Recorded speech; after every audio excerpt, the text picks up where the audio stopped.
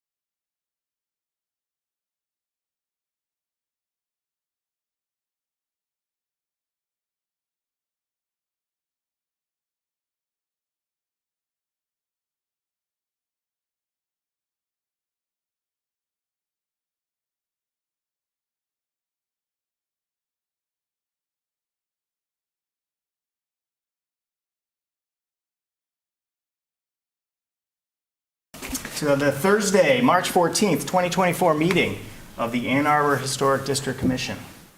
This meeting is being held in person and electronically via Zoom. We intend to conduct this hybrid meeting similarly to an in-person meeting. However, please be patient if there are technical issues. Members of the public who would like to comment on hearings or other matters may do so in person or virtually. To speak during any of the public comment opportunities, please call 206-337-9723 or toll-free 877-853-5247.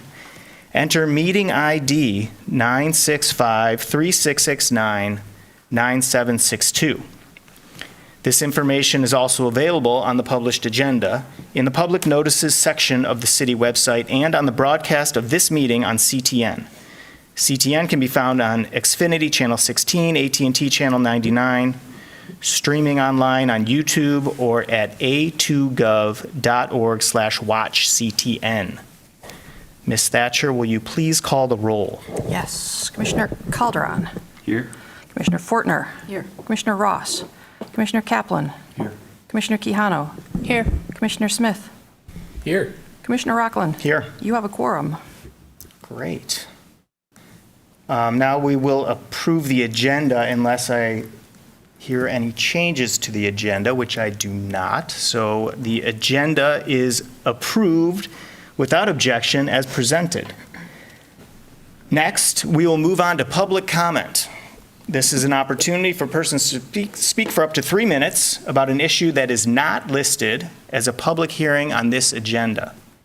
To comment on such other preservation matters, please join the meeting using the information displayed on the agenda and the video feed. Do we have any virtual public commenters? We do No. not. And is anyone in here for public comment? Okay, seeing none. We will close the public comment portion and move on to unfinished business. We do have a very important some business that's unfinished that we will attend to right now. We're going to commemorate Commissioner Quijano. Is this your last meeting? It is my last. Okay. Well, we just want to thank you for all of your work that you've done for the Historic District Commission all these years. So just on behalf of all of us, thank you very much. Thank you, guys. Of course. And of course, we have a resolution here that we're going to, I'm going to read this. This is very official. For all of you here, this is an official document for Jessica Quijano. And it reads as such, the Ann Arbor Historic District Commission resolution for Jessica Quijano. Whereas Jessica Quijano has served on the Ann Arbor Historic District Commission for 7 years. And whereas Jessica has used her considerable knowledge of architecture and preservation in the pursuit of historic preservation goals. And whereas Jessica has supported historic preservation in Ann Arbor by supporting local historic districts. And whereas Jessica served as secretary and vice chair of the Historic District Commission, and whereas Jessica's knowledge and expertise will truly be missed by the commission, therefore it be resolved that the Ann Arbor Historic District Commission expresses its sincere gratitude and commends Jessica for her dedicated service to historic preservation in the city of Ann Arbor on this 14th day of March 2024. Signed, David Rockland, Chair. Yeah, and all the commissioners are listed here. And so now we need to vote on this motion. I'm expecting a unanimous vote here, but all those in favor, please say yes. Yes. Yes. Very good. The motion passes. And I'll hand that to you. Thank you very much. Yes. I was not expecting Okay. such a thing. Thank you so much, Jessica. Well, thank you. It has been an honor and very enjoyable to serve on this commission and with all the various commissioners over the years Yeah. and promoting preservation and development in our, compatible development in our city. So Thank you for that. Here, pass that down. Yes. Okay. Thank you, Jess. Commissioner Quijano, much appreciated. Okay. I believe there's no more unfinished business. We will now be moving on to F on your agenda. That's the hearings. And we will start with the staff report for F1, 216 North State Street. Ms. Thatcher, will you please give the staff report? Thank you. Thank you. We have 3 different applications for egress windows tonight, so I'll be going through this one in detail. I'll only, on the other ones, be touching on things like standards and guidelines, but we can always revisit those if anybody would like to during those other hearings. 216 North State Street is a large 2-story house that's listed in the 1868 city directory as 16 North State, the home of Stephen Webster. Its exact construction date is unknown. Has a mansard roof, clad formerly in tin shingles. It's now been restored back to wood shakes. Actually, these are composite wood shakes to look like what was underneath the tin shingles. Stone foundation, stone front porch with heavy columns. At some point, several dormers were added or expanded on the roof. And the HDC has approved several applications for this building to replace the roof. In 2021, the HDC determined that the garage is a contributing structure and must be repaired, and they've been doing a lovely job on that. You'll see it in a couple of the photographs. And the applicant is seeking HDC approval to construct 3 basement egress wells and windows, 2 on the south and 1 on the east elevations, by maintaining the width and increasing the depth of existing basement windows. This house is on it's on North State Street at the corner of Catherine. That would be the southeast corner. So this is the west elevation. Nothing proposed here. This is the Catherine Street side. It has this crazy 2-track driveway that, yes, is allowed by a variance from many decades ago. And this is the driveway and the garage that's been recently repaired and looks great. One of the egress windows is proposed to go right here. It's very close to the front of the house. Let's zoom in a little bit more. The windows are all pretty standard 2-light basement windows. There's nothing fancy about them. You should note that the interior of this building is being remodeled into 4 units, so one of these banks of meters will go away, and there'll only be 4 there. Here's a close-up of the window.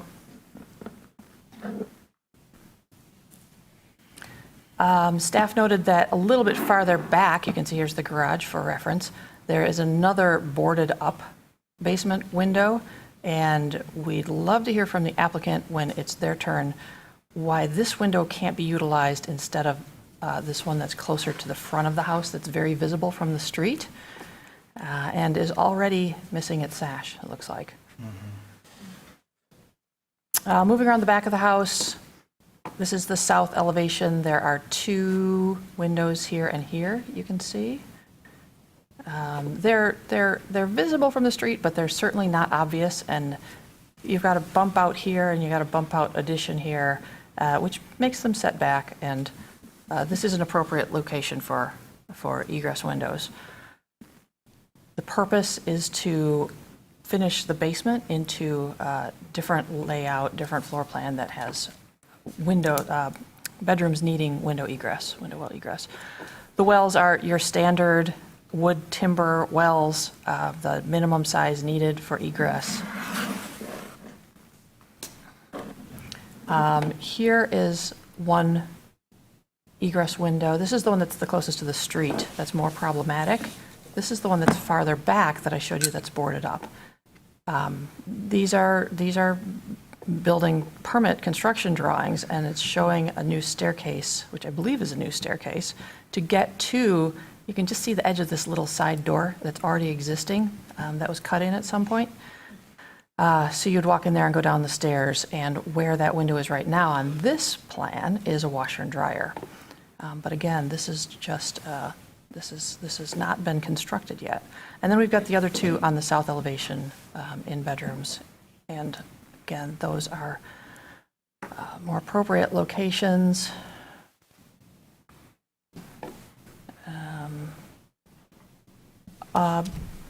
All wood casement windows are proposed to be used. There is information on them in the packet, and all of the profiles were provided.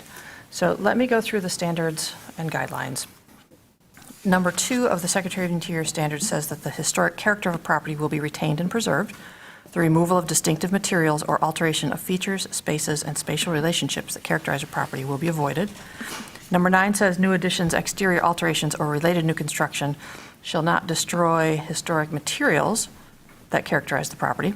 The new work shall be differentiated from the old and shall be compatible with the massing, size, scale, and architectural features to protect the historic integrity of the property and its environment. Number 10 says that new additions and adjacent or related new construction will be undertaken in such a manner that if removed in the future, the essential form and integrity of the historic property will be unimpaired. From the Secretary of the Interior's guidelines for building site, it's recommended to retain the historic relationship between buildings, landscape features, and open space, to identify, retain, and preserve buildings and their features, as well as features of the site that are important in defining its overall historic character. For the health and safety guidelines, it's recommended to identify the historic building's character-defining spaces, features, and finishes so that code-required work will not result in their damage or loss. Also recommended is complying with health and safety codes, including seismic code requirements, in such a manner that character-defining spaces, features, and finishes are preserved. From the guidelines for windows, it's recommended to design and install additional windows on rear or other non-character-defining elevations if required by new use. Not recommended is introducing a new design that's incompatible with the historic character of the building. I think I already read that one to you. All right, going back up to our proposal here. The window on the east elevation that's closer to the street is about 20 feet from the public right-of-way.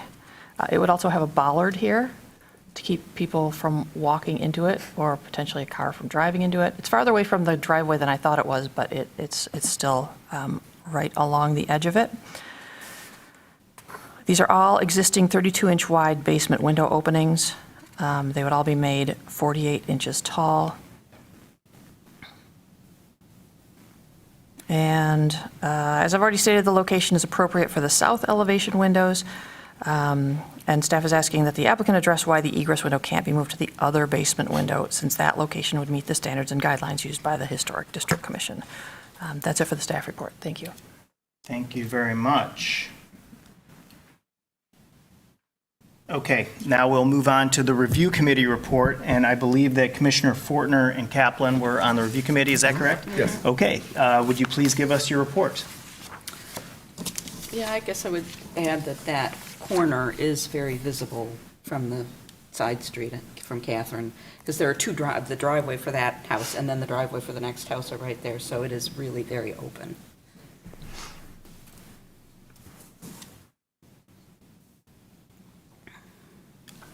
Commissioner Kaplan, do you have I think anything to add? the majority of our discussion was really just, we were guessing as to how, I mean, it's clear that there needs to be an egress window, and there are two options, and we're wondering about the other option. Fair. That's really what we were spending a lot of time talking about. Very good. Okay, thank you both. We'll now move on to the applicant comments. So would the applicant please approach the podium? Thank you. Please provide your name and address for the record, and you've got 5 minutes to speak, but just, please comment on what you've heard and let us know if you have any questions. Thank you. Okay. I'm Scott Clausen here on behalf of the owner for 216 North State Street. So Jill's obviously, you guys know everything that's going on here. We're trying to increase, the city wants density. We're adding more bedrooms, more living space, improving the spaces. The comment about the window being, I guess I was thinking, or we were thinking that it's because of the side and the meters, but you're calling it close to the front because of the street and it's visible from the driveway. I mean, I would be willing to, I think we can make that work. We could move it over and reconfigure the stairway so that that's hidden from the street to be able to get the 3 windows. So I would, be willing to agree to that today. Okay. So, Cool. Thank you, Scott. That's appreciated. Yeah, So- we're not, he takes pretty good care of the outside of the houses in the historic district. We take off vinyl siding a lot of times when it's there, or Right. restore the clapboard. So we do a lot of that kind of work. We like the character and the look of them, so. Can we get a picture of the floor plan and let's just be real clear on what we're talking about here and we can agree to it and. So I think we're talking about the window that's boarded up where the washer and dryer is. Yeah, And I'm not sure why that's boarded up. So, Okay. I don't know. Well, if that'll be broke nice. And then they boarded it up, but, Okay, so the window where the cursor is being circled right now, there's no screen behind us right now, okay. Yeah, sorry, sometimes there's. But yeah, we must be talking about the same one, yes, where it's boarded up, really the only other window that's not facing the sidewalk that's available, okay. yeah, we could reconfigure that stairway. and Very make good. Make that work. Okay. Much appreciated. Do you have any other questions or comments? Because I think that was like our biggest open item. Yeah, no. Okay. Do you have any questions for me Okay. besides that? We'll get to that in a moment, actually. Okay. Yeah. So thank you, Scott. I'm just going to move on to, actually, does anyone have any questions for Scott? I think that was the big one, and I would be surprised if someone did have, but this would be the moment. Okay, looks like none. All right, thank you, Scott, appreciate it. We might call you back up, but right now we've got to do the public hearing. Okay. So now I'd like to open the public hearing for this item. This is an opportunity for persons to speak for up to 3 minutes about this application at 216 North State Street. Do we have anyone? Jill, anyone on the, Oh, I'm sorry. I thought you were making a motion. sorry? Let me check. Anyone here for public hearing? It does not look like it, so. No. And no one online. Great. Okay, so I will now close the public hearing for this item, and I will ask if there's any commissioner who would like to make a motion on this application. Commissioner Quijano. Sure. Make sure I'm looking at the right one. Okay. I move that the commission issue a certificate of appropriateness for the application at 216 North State Street, a contributing property in the Old Fourth Ward Historic District, to enlarge 3 existing basement window openings and install wood casement egress windows and wells on the east and south. Wait. The east one Yeah. is the one that's east remaining the same. No, that's the one that's The changed. east one's Yeah. being moved, yeah. Sorry. Let me revise this. Wood casement egress windows and wells as amended on the east elevation and as proposed on the south elevation.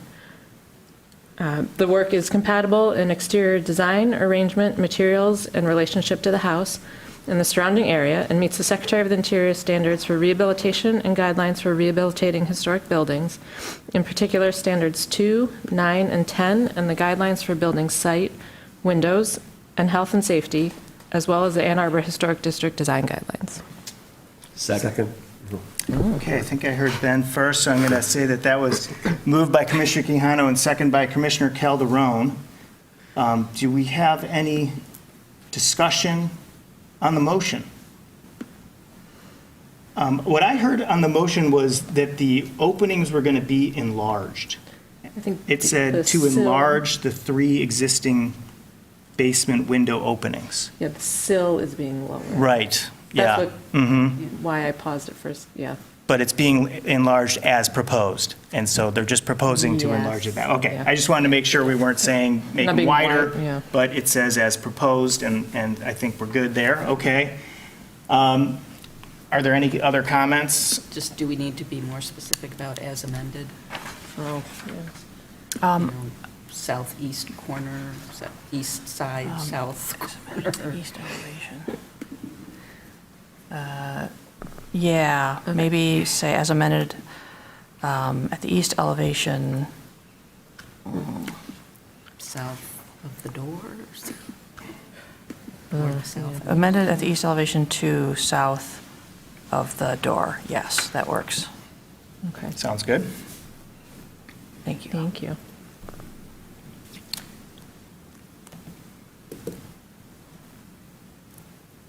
Okay, I think the applicant was very accommodating with our one big open item there, so I'm guessing that there's no more discussion. I think it's a double win because then the historic window that's existing there gets to remain as well. So that's just great. So let's go to a vote. All those in favor of the motion, please say yes. Yes. All those opposed, please say no. The motion carries. Your application's been approved. Please note you must apply for any required permits from the city before beginning your project. Thank you.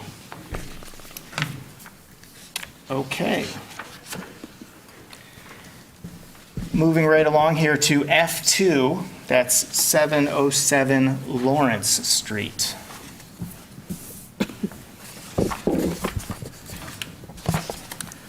.707 Lawrence first appears in city directories in 1909 as the home of J. Fred Molbech, a bookkeeper for Washington Light and Power, and his wife, A. Maud.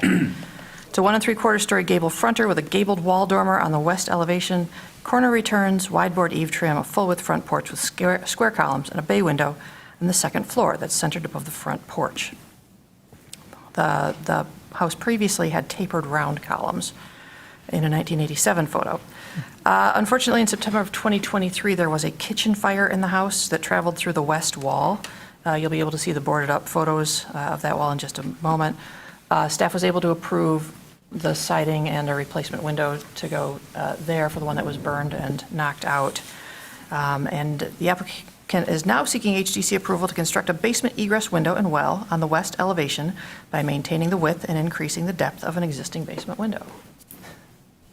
Here's the house, lovely old Fourth Ward rental house. This is the driveway for just this house. The house to the left here has its own driveway on the other side, and the fire area is here. You can see where there was actual fire damage there, and also I think the fire department went through the wall there to make sure flames travel through these old-style Balloon frame. constructed walls. Yeah, balloon frames. So this is the window where egress is proposed. And it would be very similar to the last application. It would have a bollard here that I'll show you on the plans in a minute.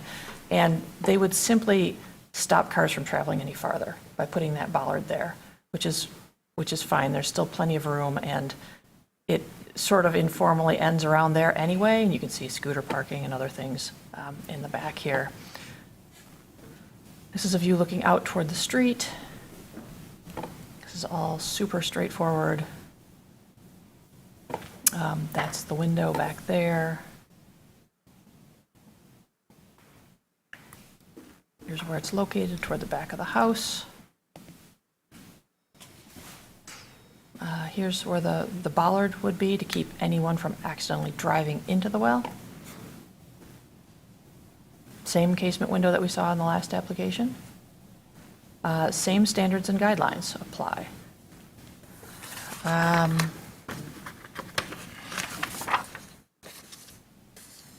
This one's about 35 feet from the public right-of-way. It's the last window on the side. It's a very appropriate location. This floor plan was provided to show that the windows on the other side of the house are near the washer and furnace. This basement area is proposed to be remodeled into a bedroom. Location is appropriate, fairly inconspicuous, and staff recommends approval of the application. Thank you very much. We will now move on to the review committee report. Commissioners Fortner and Kaplan, the report, please. There wasn't a lot of discussion about this one. It seems, the fire did a lot of demo, and what's coming back, this doesn't seem like it has any deleterious impact. Yeah, nothing really to add. Very good. Thank you both. Okay, now we'll move on to the applicant comments. Would the applicant, Scott, please approach the podium and provide your name and address for the record, and if you have anything to add Okay. to what you've heard, please let us know. Scott Clausen here on behalf of the owner of 707 Lawrence. After, as Jill said, there was a kitchen fire at this house. Not a lot of damage, but it destroyed the one window, and that basement window that's boarded up also got broken. The one we're proposing to replace with the egress. The owner, after the fire, decided to take the opportunity to kind of do a little work on the place, and that's how this kind of came about. So he's looking to add living space in or bedroom in the basement. And I think it's, it's pretty far off the road. It's kind of hard to see. And like I said, that window has already been damaged, so I guess that's it. Thank you. Appreciate it. Any questions for Scott? Okay, seeing none. Thank you, Scott. We're going to move on to the public hearing. So we'll open the public hearing for this item. And if there's anyone here, now approach the podium. I don't see anyone, and we don't have anyone online, so I will now close the public hearing for this application. And I'll ask if there's any commissioner who would like to make a motion. Commissioner Fortner. I move that the commission issue a certificate of appropriateness for the application at 707 Lawrence Street, a contributing property in the Old Fourth Ward Historic District, to enlarge an existing basement window opening and install a wooden casement egress window and well and bollard on the west elevation as proposed. The work is compatible in exterior design, arrangement, materials, and relationship to the house and the surrounding area, and meets the Secretary of the Interior standards for rehabilitation and guidelines for rehabilitating historic buildings, in particular standards 2, 9, and 10, and the guidelines for building site windows and health and safety, as well as the Ann Arbor Historic District design guidelines. Support. Okay, that was moved by Commissioner Fortner and supported by Commissioner Quijano. Is there any discussion on the motion? Okay, I don't think there's any discussion, but because this is a very straightforward proposal and it clearly meets the standards, so let's go to a vote. All those in favor of the motion, please say yes. Yes. All those opposed, please say no.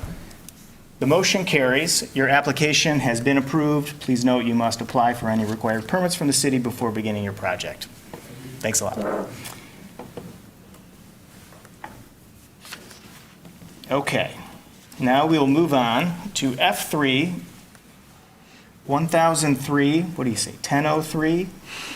What sounds good to you? 1003. 1003 West Liberty. Ms. Thatcher, please. 1003 West Liberty. I mean, Is- 1003 sounds better. It's an Aladdin kit home, which is very cool. It's a one-story craftsman bungalow that features a low-slung side gable roof, 6 and 12/1 windows, and a street-facing shed-roof dormer with 2 small rectangular windows. The full-width front porch features heavy square wood half columns above a parged deck and foundation, simple wood guardrails and parged wing walls flanking concrete front steps. First appears in city assessor records in 1905, and the first occupant was Horace T. Perfield, who purchased the property in 1880. Currently has wide vinyl or aluminum siding. In 2019, the HCC approved an application to replace 2 original wood windows with 2 casement windows with applied muntins and spacers to simulate the original windows. The site's on the south side of West Liberty, west of 8th Street and east of Eber-White Boulevard, and the applicant is seeking HDC approval to pave the shared driveway that runs between 1003 and 1005 West Liberty. Driveway would be concrete and would extend to the backyard garages for both addresses. All right, 1003 is on the left in this photo. 1005 is the gambrel roof on the right. It's a gravel driveway. There's information in the packet that you saw about what a mess this gravel driveway is for much of the year, especially the winter and mud season. It leads to 2 garages, one for each house. You'll see the other one in a minute. This is behind 1003. You can see that right now the gravel area pretty much goes up to the house and along the lawn, and it's well demarcated. And on the other side, there is a fence that keeps their side demarcated, and they've got lawn on the other side that goes back behind the garage. And these are both adorable garages. Here, it's hard to see in this picture, but there's a little planting bed with a tree in it. Yeah, maybe you'll see it in another one in a minute. And this is just the back of 1005. So the proposal is to pour concrete slightly wider than the existing gravel, but leaving a planting strip on both sides along the houses, which is appropriate per the design guidelines. In the back, it would go all the way up to the house, the concrete exactly where the gravel is now, moving out for that little planting bed here where there's a tree or a bush.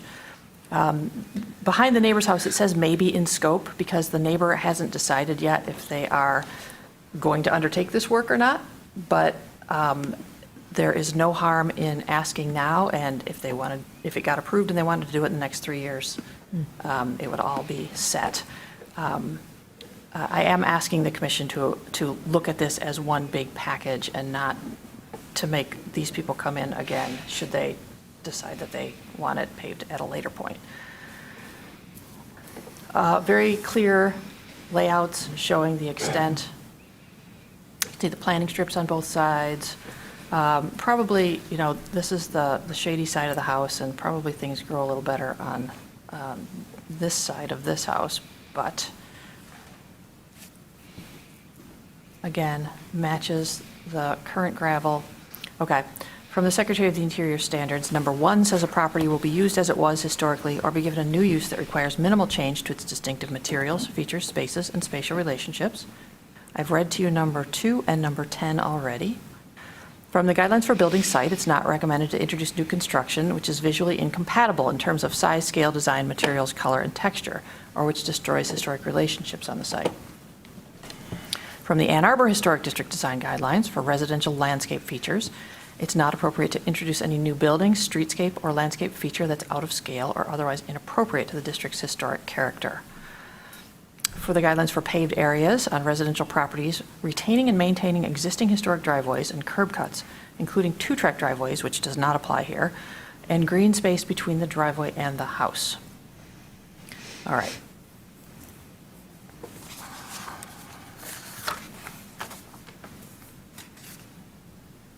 Aerial photos back to 1947 show a driveway in its current location leading to a garage at 1003 and parking spaces at 1005 West Liberty. That green garage was added between 1947 and 1960.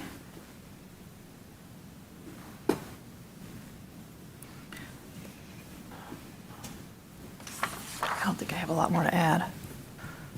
Staff recommends approval of the application. It's generally compatible with the rest of the buildings in the surrounding neighborhood and meets the design guidelines and standards. Thank you.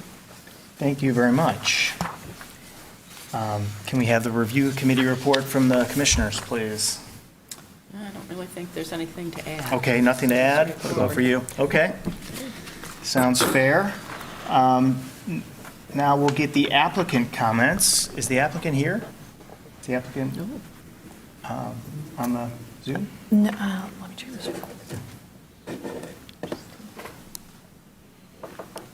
No, the applicant is not on the Zoom. Okay. He let me know that he was going to be out of the country, Okay.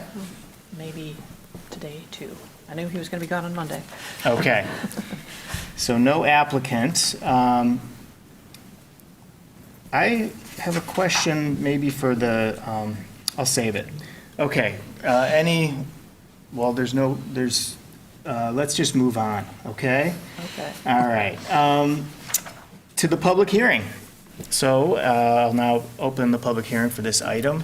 Doesn't look like there's anyone here for the public hearing and, or online. So let's close the public hearing and move on to a commissioner motion. Is there a commissioner who would like to make a motion on this item? Commissioner Ross? Do it. I move that the commission issue a certificate of appropriateness for the application at 1003 and 1005 West Liberty Street, contributing properties in the Old West Side Historic District, to pave the driveway with concrete from the public right-of-way to either or both garages as proposed. The work is compatible in exterior design, arrangement, texture, material, and relationship to the surrounding resources, and meets the Ann Arbor Historic District guidelines for paved areas and landscape features, and the Secretary of the Interior standards for rehabilitation, in particular standards 1, 2, and 10, and the guidelines for a building site. Support. Second. Okay, that was moved by Commissioner Ross and seconded by Commissioner Quijano. Is there any discussion on this motion here? I have a question for the review committee. On the site plan, it looks like the concrete is going to be much wider than the gravel, but then it didn't really, judging by kind of the photos and everything, does it kind of seem like Yeah, I mean, it's a little bit bigger. but Just a There's little. still going to be planting strips. Yeah, On okay. either side, so, I mean, Like a decent amount. I guess, yeah, if you judge those red lines, but it's just sort of pretty much right there. I was just concerned about them, Well, you know, yeah. widening it too much, but it just, that photo there, I think that looks wider. Sorry, to interrupt there. Yeah, I think that with the gravel, as they've been using it for time immemorial, the Yeah. lack of definition of those boundaries, grows you sort a of pick your line right Yeah. Mm-hmm. now. It's hard to say, like, there's clearly a place where you see lots of tire traffic defining where the cars go, but Yeah. then what happens to the gravel is, yeah. I think stands the chance of making it even feel wider than the concrete. Sounds good. Okay, any further discussion here? Okay, I don't see any. I think that's because this is also very cut and dry. So let's go to a vote here. All those in favor of the motion, please say yes. Yes. All those opposed, please say no. The motion carries and the application has been approved. Okay, that was 1003 West Liberty, and now we'll move on to hearing F4, 309 West William. Ms. Thatcher, the staff report, when you're ready. 309 West William is in the Old West Side Historic District. It's a 1.5-story gable fronter that features a full-width front porch, clapboard on the lower story, and shingles above. The home was first occupied in 1917 by Daniel Eveland, a foreman at Hoover Steel Ball. The current owners received an HDC Rehabilitation Award in 2009 for removing non-original siding and other restoration work on their home. In 2010, the HDC approved an application to pave the driveway in concrete and build a low retaining wall. Site's on the south side of West William between 2nd Street and 3rd Street, and you can see from the little locator map in the staff report that it's almost spitting distance to the railroad tracks where they cross West William. The applicant is seeking HDC approval to enclose a rear screen porch and enlarge a window on the rear elevation. All right, so here we are in the backyard. You can see that there's an existing screen porch. This is an original structure. It shows up on all of the Sanborns on which this appears. It has had some modification. It wouldn't have originally been screened. I don't know when that was done. And these are just straight 4x4s on the corners, so it looks like they have a lot of paint, but it's kind of hard to tell the age of what's going on beneath the roof. Let's walk around. And this is the window on the back that's proposed to be enlarged. It's what I always call a piano window that had a buffet or a piano underneath it. It would be made deeper, so the sill would be lowered. And we'll get to those dimensions in a second. First, the porch. So you can see that it's a fairly typical, I think that's a tongue and groove floor there. It's kind of hard to tell, maybe not. It's got a beadboard ceiling, it's got screen panels that have been added. It's pretty straightforward. The concrete steps would be replaced with Trex steps instead, which is a suitable material for a backyard entry. Couple more photos. There's beadboard here. It looks like it's been there for a while, but I don't know if it looks historic or not. Like I said, this was not like the original guardrail or something on the back porch. It just isn't proportioned right for that. It's there to keep you from kicking out the screen walls, not to keep you from falling over the edge of the porch. Window. Let me find my window numbers. This is a single sash 15 light window that's 44 3/8 inches wide and 29 1/4 inch tall. And it's proposed to be replaced with a taller window that's 40 7/8 inch. So it would be almost square, slightly wider than it is tall. And again, it would go from a 15 light to a 16 light window. The HDC will need to determine whether the current window is important in defining the overall historic character of the property. There's a close-up of that window. It's got a storm on it, so you're seeing that metal storm window around the edges there.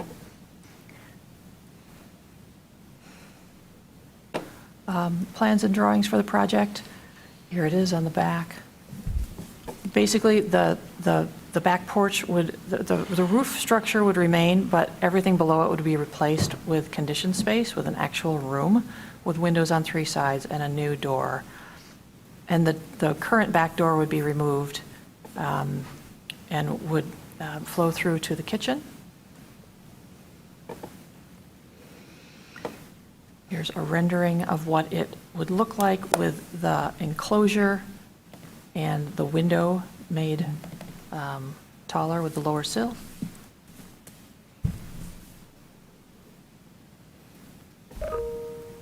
Materials, the clapboard would be hardy plank, smooth faced, and like I said, there's a Trex stair set here.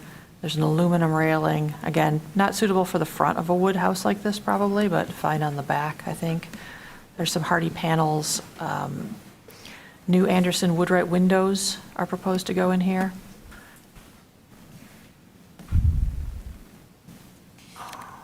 It's a really very straightforward application. There's a new fiberglass thermal true door.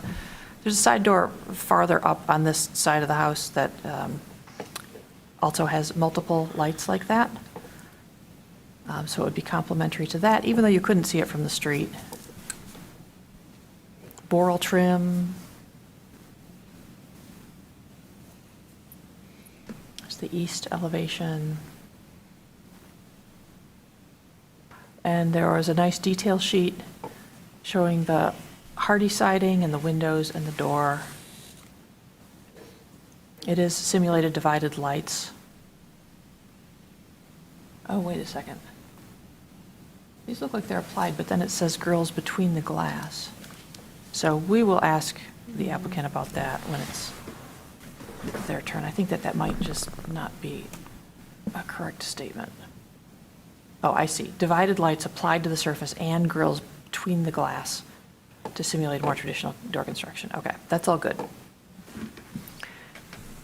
And some more details on the door. From the Secretary of the Interior standards I have already read to you, number 2. Number 5 says distinctive materials, features, finishes, and construction techniques or examples of craftsmanship that characterize a property will be preserved. I've read to you numbers 9 and 10. From the Secretary of the Interior's guidelines for additions, it's recommended to construct a new addition so that there's the least possible loss of historic materials, so that character-defining features are not obscured, damaged, or destroyed. It's also recommended to locate the attached exterior addition at the rear or an inconspicuous side of a historic building, limiting its size and scale in relationship to the historic building, and designing new additions in a manner that makes clear what is historic and what is new. Recommended is considering the attached exterior addition in terms of the new use and the appearance of other buildings. Design may be contemporary or may reference design motifs from the historic building. I think they've done a nice job on this one of distinguishing the new from the old. The foundation will be different. They've varied the siding type. They've not replicated the trim exactly. The roof will be the original structure up there, which is great because it keeps the whole addition in the historic mass of the house, but all of the new work is distinguished. Not recommended is attaching new additions that character-defining features of the historic building are obscured, damaged, or destroyed. From the guidelines for windows, it's not recommended to introduce a new design that is incompatible with the historic character of the building. Also not recommended is changing the number, location, size, or glazing pattern through cutting new openings, blocking in windows, and installing a replacement sash which does not fit the historic window opening.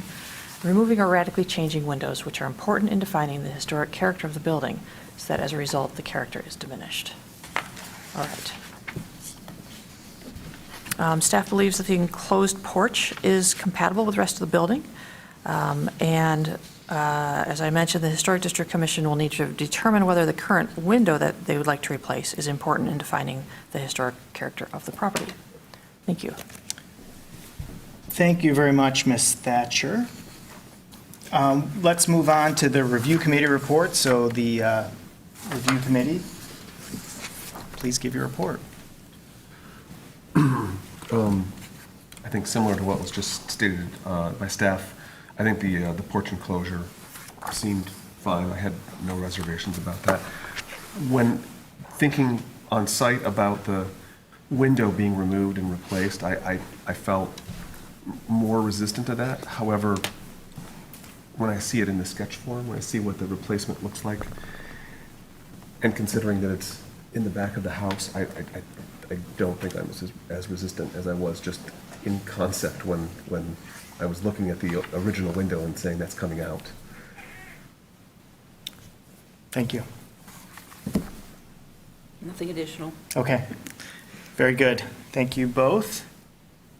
So now we'll move on to applicant comments. And so, is the applicant here?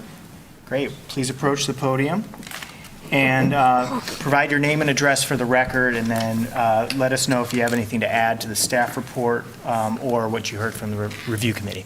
Certainly, thank you. Thank you. So my name is Scott Crandall. I'm here on behalf of the homeowners at 309 West William Street. Just to reiterate, thank you as well to Ms. Thatcher for the lovely introduction and the staff for the reports. I do want to reiterate the proposed work is intended to be on the rear of the house, so we're not anticipating from our design perspective, that it will be substantially visible from the public frontage. And regarding the roof, as Ms. Thatcher had mentioned, the roof would be left to the existing roof would be maintained as is with the existing structure supporting it below. I did want to make a clarification. On the handouts, we were calling out for AZEK material for the stair rather than Trex. If it is the commission's preference to use Trex for an application like this, I don't think that's a change that the homeowners or the contractors would be in disagreement of making. I apologize, Scott, if I misspoke. I kind of went off the top of my head and didn't look at what you were actually proposing. And then for the window as well, we will gladly defer to you guys' decision on that as well. I do have a question on behalf of the homeowner. There is a strong desire for the new windows going onto the enclosure to have those be a 9-light sash over 1-light sash rather than the 6-light sash over 1 light as shown. We do acknowledge this is much more in line with the existing windows on the house. So I wanted to pose that question to you guys to get your determinations on whether that would be an appropriate alteration to make. Okay. Anything else, Scott? I don't believe so. Okay, thank you very much. Are there any questions? You could just stay there for a sec. There might be some questions. Are there any questions for the applicant? Looks like there might be one being considered by Commissioner Ross over there. Question? Not for the applicant. Not for the applicant? Okay, it just looked like, It's kind of like, yeah. no, yeah, I'm good. okay. I have a question then, just regarding that, the window in question that is going to be removed and replaced. Can you just give us, like, why are you doing that part of the project? Sure. So given that the rear of the house is south-facing, that is the predominant direction that light is coming into the house. And that is one of the primary living spaces within. It's their dining room and also just a gathering space of it. So they wanted the opportunity to bring as much light into that space as they could. Similar reason as to why we're proposing removing that door that's on the interior of the enclosed porch, just so that we can maximize the amount of light coming into the house through those spaces. Okay, very good, thank you. Okay, are there any questions? I don't see any, so thank you. We might call you back up, but for the moment, we're good. We're going to go to the public hearing. So the public hearing for this application at 309 West William is now open. We don't have anyone here. I'm guessing we don't have anyone on Zoom, but let's check. We do not. We do not, good. Okay, so now we'll close the public comment portion, and we will ask a commissioner to please make a motion.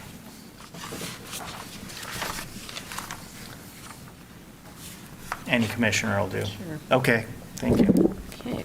I move that the commission issue a certificate of appropriateness for the application at 309 West William Street, a contributing property in the Old West Side Historic District, to enclose a rear screen porch and enlarge a window on the rear elevation as proposed.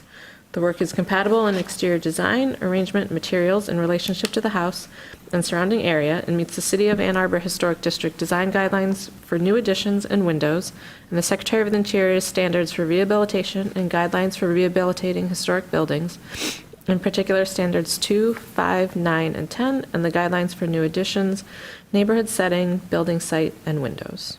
Support. Great, that was a motion by Commissioner Quijano and seconded by, was that Commissioner Kaplan? Great. Okay, so let's kind of separate the two major parts of this project here. We'll put the window to the side for a second, and we'll just talk about the kind of infill, screen infill addition. I'm wondering if anyone has any questions or comments on that portion. I had a question, and then we'll get to Commissioner Ross. Ms. Thatcher, we've got the new door that's going in there that is like the 16 light or something like that, and then it's matching another door on the side. Do we know that is that other door that is matching a modern door, or? I'm pretty sure that's a wood door. But a modern wood That's the door? side door? I don't know. No, you don't know? Okay. I don't know. Did anyone from the review committee recall if that side door this looked thing's Yellow. historic or? Yeah, okay. Yeah. Well, let's move on then. Commissioner Ross, what was your comment, question? I mean, I have an initial question to staff. If, Ms. Thatcher, do you have an idea of what the period of significance is for this district, off the top of your head? They all end in 1944. 44. Yeah. And then I guess then the follow-up question, and I guess this is just generally, so the screened infill as we see it today, was that added after the period of significance, or do you think during, or what's the? We have no way of knowing that with the information that we have about this so far. It was not common to screen in porches in this way. I wouldn't assume that it was pre-1945. I don't know why, just from what I've seen on other screen porches in the Old West Side and in all of Ann Arbor's historic districts, it's pretty rare that you see them screened in. This is, who knows? There could have been somebody who decided to do this in 1940. But we were looking at the wood, and I was commenting on the 4x4s, which are, pretty plain, standard 4x4s, that it looked like there were a lot of coats of paint on it, but then when I looked even closer, it's just that they hadn't really been properly scraped, and, when you paint over stuff that's not scraped, it just looks like there's a lot of old paint on it. Right. Really, it only looked like there were 2 coats of paint on it. Right. Or 2 colors, I should say, of paint on it. So I have no way of knowing for certain, but my gut reaction to standing in front of it was these screens and panels are not from the period of significance. Gotcha. So as we like to say, possible but not probable, I guess. That's a good way to put it. Okay, gotcha. Thank you. Okay, are there other comments on the porch, the infill porch? Yeah. Just one question, it's not so much about this porch, but Yeah. in general, so I think going to the question that the applicant left us with, which is they'd love to move the windows to be something more similar to the rest of the house. And were this an addition, I think that would be something that I would think the board would be resistant to because it would not serve to differentiate the new from the old. But in this case, it's not an addition. It is an addition. It is an addition. Yeah. Even though we're using the same roof and the same footprint, we would try to use that same methodology. The standards aren't so flexible, I think, and so like you have to pick the standards that fit best, and I think that, is that what you mean, that it is an addition? Basically, the standards yeah. that for additions fit this the best, so Yeah. therefore, It is adding floor area to the house that does not exist currently, which is kind of why I call it an addition also. Technically. yeah, and it's an infill addition, in my mind, Addition of it. yeah. I mean, and I think the approach makes sense as well, because since there are still original portions remaining in like 30 years, it should be clear to whomever that, hey, these are the original portions of the porch versus clearly, like similar to the discussion right now we're having around the screens, Yeah. right? Like, Yeah. it'll be clear as to what was added more recently versus the original portions, if the windows are a little different than Yeah. the historic windows on the house. Yeah, so you're in favor of keeping it 6/1, is what you're saying? Yeah, Or do just you- to differentiate it from actually the houses. So, Right. using the light configuration that is different from the historic windows on the house, to me, makes a little bit more sense. Okay.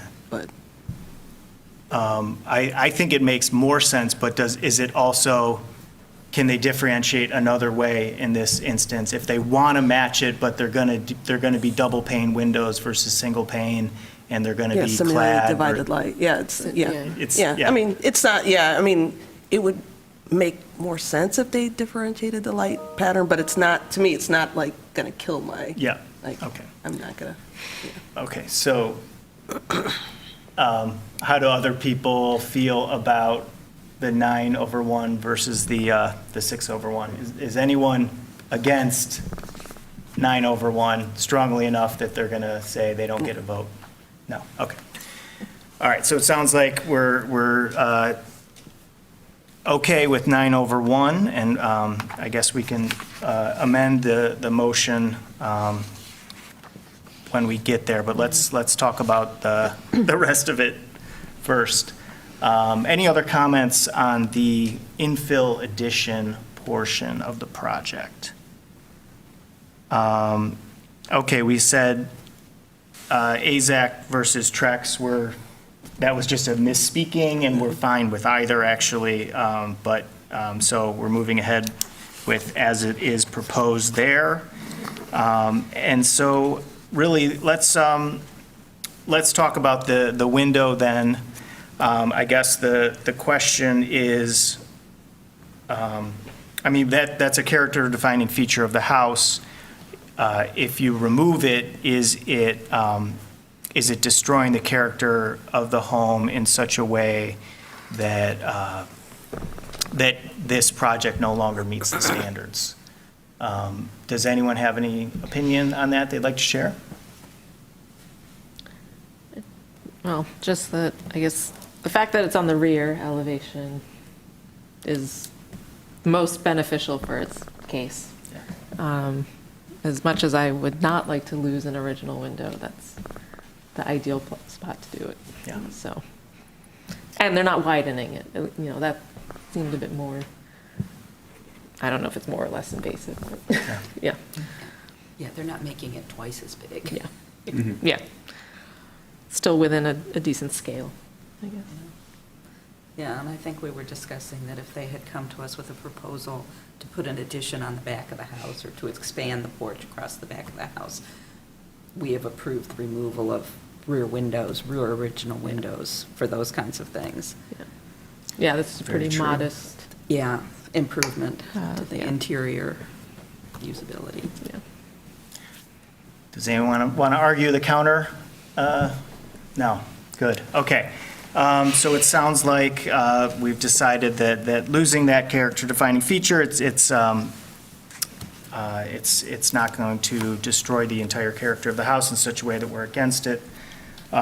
Any other comments before we move to a vote here? Okay, seeing none, let's vote. All those in favor of this? Wait, do Yes, we- oh, sorry, we got to amend the motion. Thank you, Yeah. Ms. Thatcher. And it's Okay, so just for those windows, right? yes, the 9/1 versus 6/1. So, Okay. Move the commission issue a certificate of appropriateness for the application at 309 West William Street, a contributing property in the Old West Side Historic District, to enclose a rear screen porch as proposed, but with the amendment to the windows to be 9/1 as opposed to 6/1. sounds And I good. think that's it. Yeah. Yes. Did you get that, Ms. Thatcher? I did. I distilled it a little bit. I hope No, that's okay. perfect. Okay. Very good, okay. So with that amendment to the motion, all those in favor, please say yes. Yes. All those opposed, please say no. Okay, the motion carries. Your application has been approved. Thank you very much. Okay. Let's move on to hearing F5, 820 East Kingsley. Ms. Thatcher, when you're ready, the staff report, please.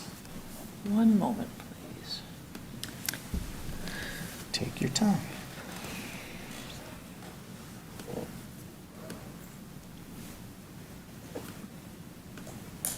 Okay, 820 East Kingsley Street is in the Old Fourth Ward Historic District. It's at the corner of East Kingsley and North Ingalls. House is listed in the 1894 and 1897 city directories as number 66 East Kingsley, the home of Lester E. Palmer, and a student named Miss Mabel Palmer boarded there. House features brick on the first floor and half timbering that's been painted over, unfortunately. Wow. On the second floor with eave brackets. The foundation is cut and uncut stone block, as are the two front porches, one on each street side of the corner lot. You're looking here at a photo of the Ingalls side. Oh, here, this is the Kingsley elevation. Let's see, there's, both porches have pedimented roofs and half-height tapered round columns. The house's gable ends faced east and west with smaller gabled wall dormers on the north and south. The applicant seeks HDC approval to construct a basement egress window and well on the south elevation by maintaining the width and increasing the depth of an existing basement window. House, it's right across the street from the new U of M nursing school. Probably shouldn't call it new because it's been there for a few years, but. So the window that they're proposing to make into an egress window is underneath this fire escape stair along the driveway. It's this one right here. Oh, my. That looks like it has an octopus coming out of it. There are currently, I think, 5 things being vented out of that window, which is no longer a window, it's boarded up. The plan, if this became an egress window, would be to relocate this venting to this window, which you can just see a little bit of under the window on the left here. It currently has 1 or 2 things vented out of it and is similarly missing glass. Here's another view of the one that would be expanded. There's this concrete slab here for the air conditioners. Obviously, that would have to be removed partially. This is just the window that is closer to the front of the house. This is what the rest of the windows would have looked like. The glass is broken in here, and there's a piece of styrofoam on the inside, so I'm hoping that when they renovate the basement and are adding bedrooms, that they will take some care to put this window back together and get it some new glazing and a storm window if necessary. This is the one that the venting would be moved to, boarded up, one vent going out of there currently. Drawings show, from the Kingsley street side, there's this strange, it's one of those basement stairs going like straight down into the front yard, and there's a door going into the foundation, into the basement. Existing is an efficiency apartment. Proposed is to add some bedrooms, combine this with an apartment that's partially on the ground floor, the main floor. So you would have some bedrooms downstairs and some bedrooms on the main floor, on the first floor. A spiral staircase. A spiral staircase, yeah. These two egress windows are existing. They look a little, they're a little bit old-fashioned for egress windows. They've been made larger and they're square, so there's not actually a well going down. They're just at grade. They're just big square windows at grade. But those aren't proposed to be touched. This is the one where the new well is proposed underneath the egress stair, the fire escape. And this is that window that's busted out that I showed you that would not be an appropriate place for a well because it's right up at the front corner of the house. There are details on the well. It's got a drain going down. I've read to you all of the standards and guidelines. And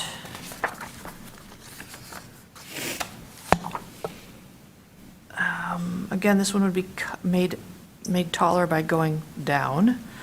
The sill would be lowered. And staff recommends approval of the application. Thank you. Thank you very much, Ms. Thatcher. Appreciated. Okay, so now let's go to the review committee report. Let's hear the report from the review committee. Yeah, I don't think there's anything to add to the staff report. Yeah, very good. This was as inconspicuous of a place as you could pick on this building to put an egress window. Yeah, very well hidden. Okay, then let's move on to applicant comments. Is the applicant here? Great.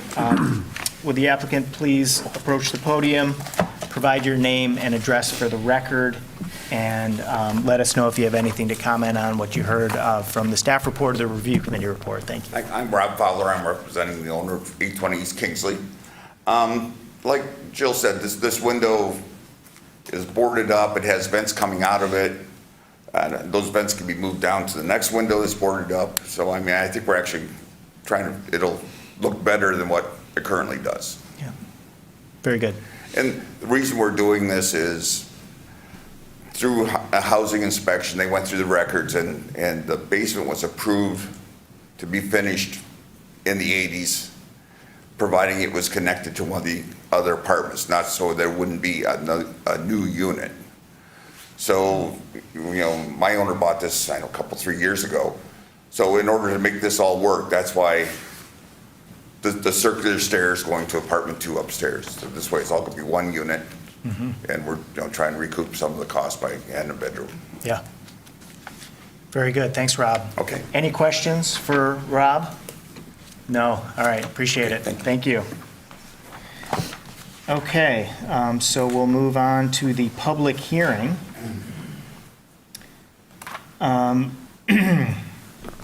So I'll open the public hearing for this item. And doesn't look like anyone here is for the public hearing. Is there anyone online? Ms. Thatcher? Working the Zoom room, doing double duty tonight. We appreciate it. Thank you. There's nobody in the Zoom room, so I keep forgetting to pay attention. Yeah. There's still nobody in the Zoom room, so we're good. Of the thousands of people in the Zoom room, no one is approaching, no one has their hand raised. So let's close the public hearing portion of this application and go to ask a commissioner they would like to make a motion. I will. Okay. I move that the commission issue a certificate of appropriateness for the application at 820 East Kingwood Street, a contributing property in the Old Fourth Ward Historic District, to enlarge an existing basement window and install an egress window and well on the south elevation as proposed. The work is compatible in exterior design, arrangement, materials, and relationship to the house and the surrounding area, and meets the Secretary of the Interior standards for rehabilitation and guidelines for rehabilitating historic buildings, in particular, standards 2, 9, and 10, and the guidelines for building site windows and health and safety, as well as the Ann Arbor Historic District Design Guidelines. Thank you. That was moved by Commissioner Kaplan and seconded by Commissioner Quijano. Is there any discussion on the motion? Did we see what kind of window was going in here? Oh, I thought I had that. I thought, So let's take a look, I might have just not. I see sections, but no. All right, let me look in the, yes, there's information, but let me look in the packet. okay. Seen so many egress windows. Right, at this time, It's theme night. Yeah. Oh, I think I asked Rob this via email. It's a wood casement. It's clad, though, correct? Yeah, it's a clad wood. clad casement wood window. casement Yeah, window? Yeah, yep, Thank you. yep. Okay. Any discussion? Not expecting any, because this is very straightforward. So let's go to a vote. All those in favor of the motion, please say yes. Yes. Yes. All those opposed, please say no. The motion carries. Your application has been approved. Thanks, Rob. Okay, moving on to the last hearing of the evening. This is F6, 808 West Washington. Staff report when you're ready, Ms. Thatcher. Zoom down here. All right, 808 West Washington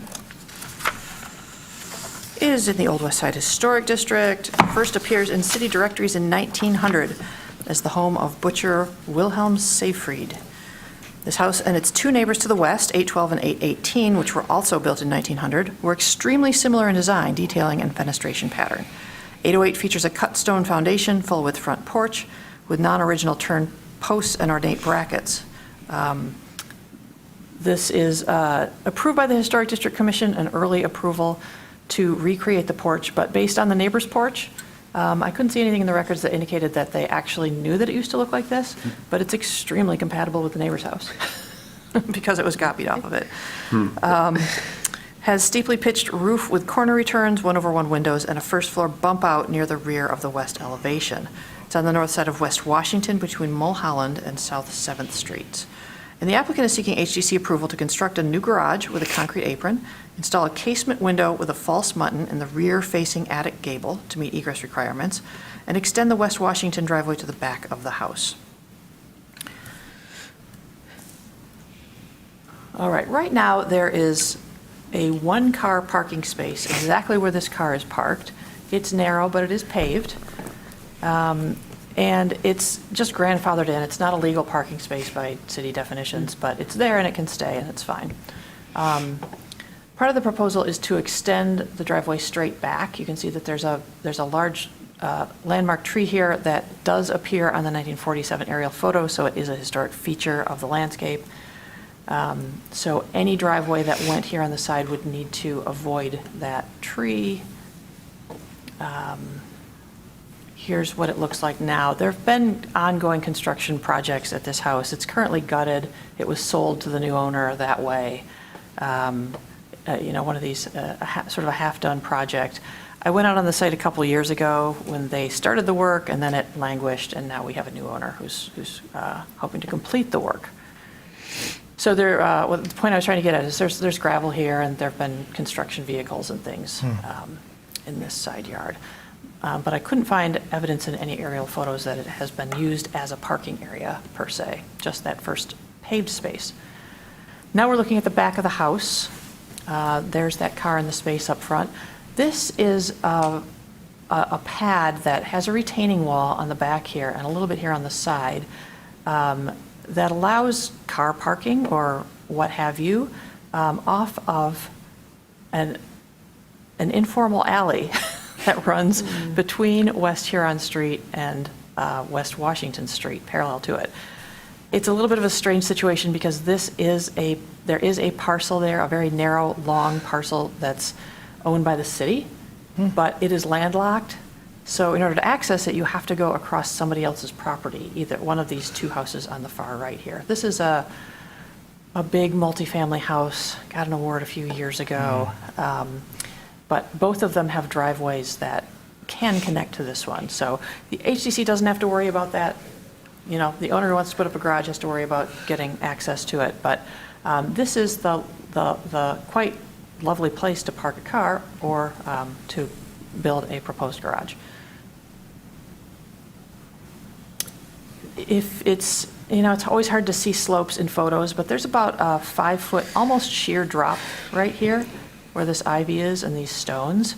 At some point, the backyard was leveled up top and then down below. And there are a couple of concrete stairs that you can get from one level to the other on behind the back door. So it's not feasible to run a driveway from West Washington to the back here. You just can't get up that slope without regrading the entire yard. This is what it looks like if you're standing in back of that flat square area that I was just telling you about. This is looking toward the two houses that I was just pointing out, where other people seem to get egress to this sort of informal alley. There are a couple of houses, I saw cars that do use it. This garage looks like it hasn't been used in a long time. This garage doesn't face the alley. But again, aerial photos show cars here and there. It's not like this is a big parking lot or anything. All right, the proposed one-story garage is here in the back. It's a two-car garage. It's that, you know, basic, I think it's 20 by 20 foot that you need to get a two-car garage. Has a roll-up door that I'll show you in a sec. You can see here where we go, I can't quite read these elevations, but this goes from 320 something up to 330. That's that drop off. Here's, I'm sorry, 8. Here's 830, here's 832. And these are those little concrete stairs that I described a second ago. Another piece of the application is to enlarge the driveway and push it all the way to the back corner of the house, and it would be 10.5 feet wide. The tree is not shown on here, so it would need to be shown somehow if a new concrete driveway was amenable to the commission. You could certainly move around it. There's enough width to avoid the tree if you needed to. Garage is pretty typical, straightforward construction. 22 by 22 is the footprint. Roll-up door, close-plate door. There was a whole catalog provided. I don't know if this particular door was in the catalog, but I think they were mostly wood doors. In the back, we've got windows. We discussed at the review committee that the siding is proposed to be vinyl on the garage, which is perfectly appropriate for a new building way in the backyard that's not trying to be historic. It's not a restoration. It's not a recreation. And we talked about how it would be appropriate to use clad windows there instead of wood windows. But right now they're proposed to be wood. But what would happen is if that got approved, once the applicants find information on new windows, they could come to me for staff approval because this is not a contributing structure. And they could just swap out clad windows for the wood windows. There's a person door on the side. And the last bit of the application is to install a casement window with a false mutton across the middle to make it look more like a 1/1 window up here in the attic. This is a perfect place to add an egress window. It's on the back of the house. It's on the second and a half floor. It's not visible from anywhere except certain vantage points in the backyard. So as far as egress windows go, I think that this is a very appropriate location. And same thing, they're proposing a wood window, would prefer a clad window, and we'll deal with that if the application gets approved. There's window information provided. All right, from the Secretary of Interior standards, I read to you 2 and 9 and 10 already. From the guidelines for building site, it's recommended to design exterior additions to historic buildings or adjacent new construction, which is compatible with the historic character of the site and which preserves the historic relationship between the building or buildings, landscape features, and open space. Recommended is, for windows, is designing and installing additional windows on rear or non-character defining elevations if required by the new use. From the Ann Arbor Historic District Design Guidelines for residential accessory structures, it's not appropriate to introduce new structures that are out of scale with the property or the district or otherwise inappropriate. It's not appropriate to remove historic structures. No, sorry, that doesn't need to be in there. That doesn't apply. Let me check my notes because I should have something on, for the guidelines on paving.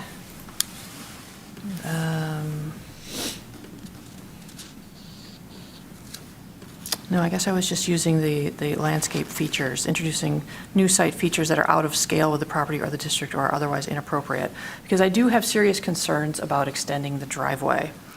This traditionally was accessed from the back of the house. I realize that there may be issues with that, but we do not know whether or not those are resolvable at this time.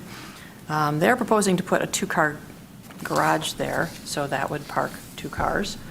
And then the driveway, you could potentially stack at least 3 cars in, if not 4, where there have not ever been cars parked consistently in the side yard between 2 houses. A much more historically accurate thing would be to close that curb cut and not have that little stub of driveway and just move the cars to the back yard. Staff believes that the change to the side yard is more visible and detrimental to the property and to neighboring properties and the landmark tree than the construction of the garage.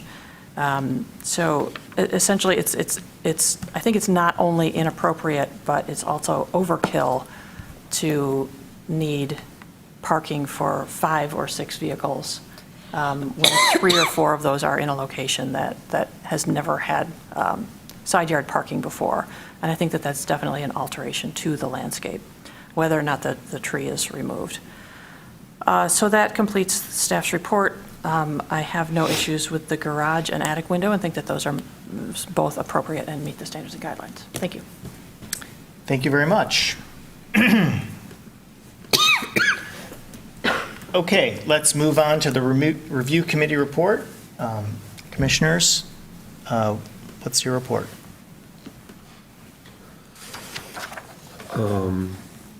Really, really interesting property in the back with the bizarre path that goes between other houses, and there clearly, it looks like there was some sort of, I mean, Jill, you know, probably, that was more than just a raised pad, was it not the footings of some other structure before? No structure was ever shown there on a Okay, Sanborn so going it's back just to a pad. 1916. Yeah, Okay. yeah.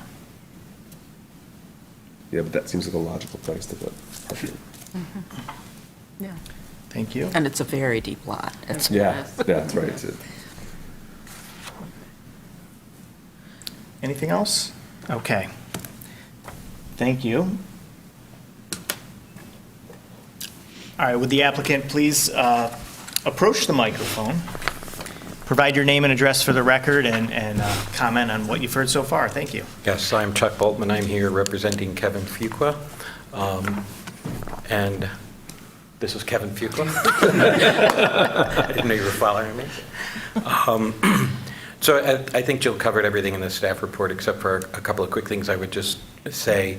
One is that the extended driveway was sort of a late addition, and the tree was never on our civil survey. So I couldn't direct it around a tree. I didn't know exactly where it is, but we can direct it around the tree if you all feel like we can do this. And also I would say that the driveway as it enters the site, and also there is no topo on the front of this, shown on the front of the house. It's also, as you can see from the photographs, it's a relatively steep climb up there. And also the city doesn't allow us to park in the front setback. So for the car to get up to a level ground, it would be well behind the front face of the house, and that's the first point that it gets to be level. But if this board doesn't want that driveway, we can back away. You? One of the questions I had was... Can you move over to the microphone just so we got you? Yeah. Yes. Thanks, Kevin. Kevin Fuqua, the owner of the property. My concern was that, and as Jill, she said it was overkill, but as you notice on that street, there's a lot of parking. And there's no designated parking on the street for that house. You would have to park either in the drive, or if there was a driveway in back, you could park there. Now, we're not sure about access in the future for there being access to get back to that driveway or that pad in the back. So that's a concern that we have moving forward. So it would make more sense to me to at least have some sort of parking that we know was dedicated to that house off-street and close to the house. If we couldn't do a full drive, maybe we could do something, maybe a half. And the tree, I'm not sure it's on our property. We tried to figure that out, but it looks like it may belong to the neighbor, so we wouldn't be able to remove it anyway, without their permission. So. Okay. All right, are there any questions? Well, thank you both. Are there questions for the applicants? Yeah. Could you clarify how that weird alley back there, how do you access, like, if I wanted to park there, or you wanted to park in that new Access garage? points to that alley. I counted three access points, but there was one that was said, it was marked private drive for the alley. It was clearly marked, and it was access point on West Washington coming back to the alley, and it was marked in the alley for the neighbors. It's a private drive. Okay. So I'm going to. So there's like some cut mid-block? It's access from both Huron and Yes. Washington. Oh, okay. Never And it noticed looks that. like it's along the utility right-of-way there, the gravel portion, I don't know, I've talked to all those neighbors over the years about what goes on in that driveway. It's a little quirk. Yeah.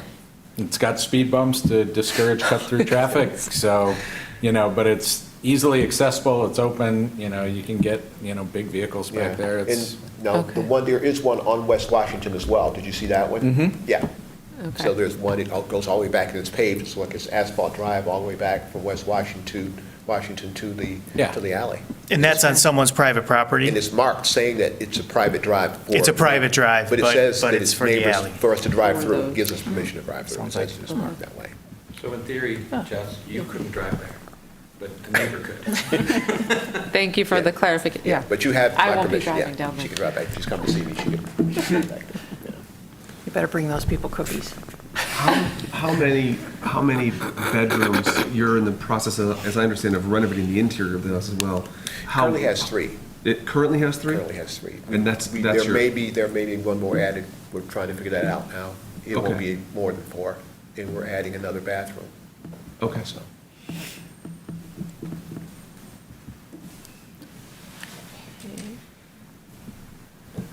Other questions? Not at the moment. Okay, we might have some more questions in the future, but just hold on one second. We got to do the public hearing.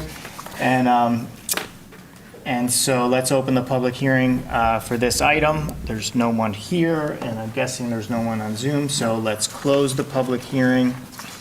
And would any commissioner like to make a motion on this application?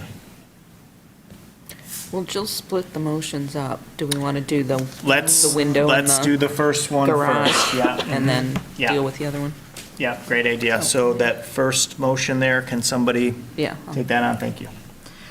I move the commission issue a certificate of appropriateness for the application at 808 West Washington Street, a contributing property in the Old West Side Historic District, to construct a garage with a concrete apron and install a casement window with a false muntin in the rear-facing attic gable to meet egress requirements as proposed. The work is compatible in exterior design, arrangement, texture, material, and relationship to the rest of the building and the surrounding area, and meets the Ann Arbor Historic District design guidelines, especially those for windows, safety codes, and residential accessory structures, and the Secretary of the Interior standards for rehabilitation and guidelines for rehabilitating historic buildings, in particular standards 2, 9, and 10, and the guidelines for windows, neighborhood setting, and health and safety codes. Second. Great, that was moved by Commissioner Fortner and seconded by Commissioner Calderon. So we've got two main portions of that motion. One is the garage, the new construction garage, and one is the egress window in the attic. So are there any questions or comments on either of those items? Chuck, I had a question for you, actually. Sorry to make you come back up, but it just when I was looking at the elevations, I was surprised by looking at them that it was a vinyl material. So it wasn't, I wasn't surprised by the vinyl, but it reads as like a wood. You can buy the vinyl with a skinny. Got it. So it's a skinny vinyl, and then there's corner boards. There's vinyl that looks like corner boards as well as a skirt board. Is that what I'm saying? We're not going to use vinyl as the skirt boards. There's other synthetic products. Okay. But the vinyl as the corner boards looks soft. So Okay. it's kind of marshmallowy. I don't like that. Yeah. So So it's going to look a little sharper. So you're going to have corner boards Like AZAC. of some composite. Yes. Skirt of some composite, and then the field is going to be Right. a vinyl. And all that is called out on the wall Yep. section. Okay. Thank you for that explanation. okay. Appreciate it. I think we've seen that on maybe one other project. There's not much vinyl, obviously, that we see, but it's a good way to do it. Any comments? It's new construction, it's in the way back of the lot, so I think Yeah. that we're not getting many comments there because of those factors and the fact that the design choices meet the standards. So, and then on the egress window, again, Yeah, I think Jill said it Okay. in the report. It's just, that's the ideal place to do it. right, okay, very good. So, not hearing any comments on both of those two things, let's vote on this motion. So, all those in favor of the motion, please say yes.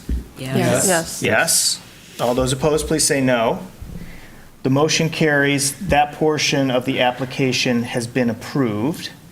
So now we're going to talk about, so now someone has to read the second motion. Can someone do that? Thank you. I move that the commission issue a certificate of appropriateness for the application 808 West Washington Street, a contributing property in the Old West Side Historic District, to widen the driveway from West Washington to 10 foot 6 inches, pave it with concrete, and extend the driveway to the rear corner of the house, and remove a landmark tree as proposed. The work is compatible in exterior design, arrangement, texture, material, and relationship to the rest of the building and the surrounding area, and meets the Ann Arbor Historic District guidelines, design guidelines, especially those for windows, safety codes, and residential accessory structures, and the Secretary of Interior standards for rehabilitation and guidelines for rehabilitating historic buildings, in particular, standards 2, 9, 10, and the guidelines for windows, neighborhood setting, and health and safety codes. No, second. Thank you. Sorry. That was moved by Commissioner Kaplan, seconded by Commissioner Fortner. I think we have a bit of an impasse here or something because the applicant didn't have the landmark tree on their survey, and the motion is saying that they're proposing to remove the landmark tree because of the fact that it wasn't on the drawings, but I think it was there by omission, not asking to remove it. So we do have to clarify that part of the motion. But, and then in order to approve the driveway, I feel like the design has to change because it has to move. So I don't know how we can approve this motion without redesigning it, which we're not going to do that. I think that maybe we could talk about it, though, so that, or maybe we could postpone the motion or something like that, so we can at least let the applicant kind of know where we're all standing in terms of how we feel about it.